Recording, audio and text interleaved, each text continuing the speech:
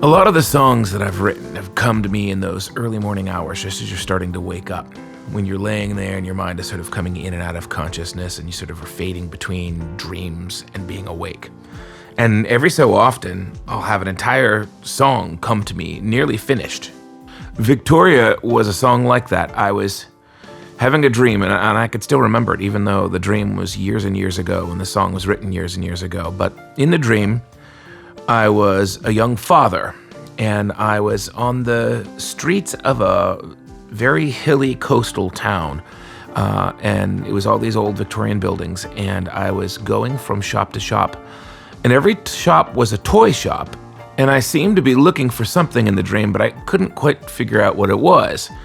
And I also remember, while I was having this dream, having these deep feelings of regret. And in the dream, I was singing to myself this song. Victoria, come back to me. I should have never believed you've been gone so long. Why did I let you leave? So, as you can imagine, when I woke up, I was pretty excited about this tune, and I decided that I needed to write the verses and write the rest of the songs. And so I went down to the studio, and I fired up all the equipment and sang that little melody into the recorder. And then I had to write the verses, and I wasn't really sure what the verses were going to be about, because I just had that one little melody and those lyrics, and I didn't really know what this story was about yet. So I fired up the internet, and I went to Google, and I searched just the name Victoria. And the first thing that came up was a news story about a little girl named Victoria Climb. Now, Victoria was an English girl, although her family was from the Ivory Coast.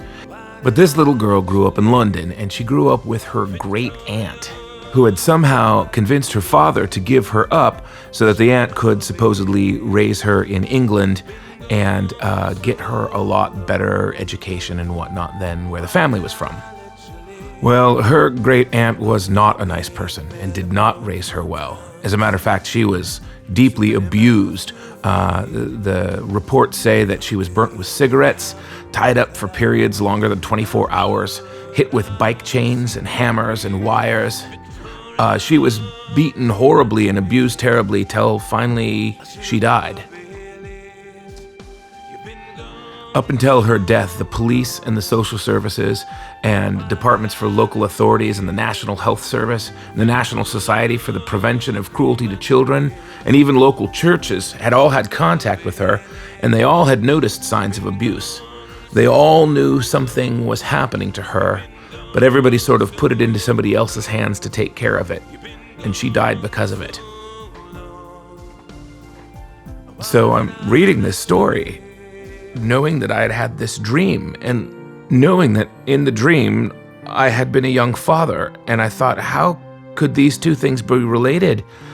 And I realized that in the dream I was Victoria's father, and I was going from toy shop to toy shop with the guilt of what had happened, and the chorus suddenly made sense. How could I ever have believed? You've been gone so long, why did I let you leave? Meant, how could I have believed that this great aunt of yours would have been a good person to raise you instead of myself? And how could I have been convinced to let you leave?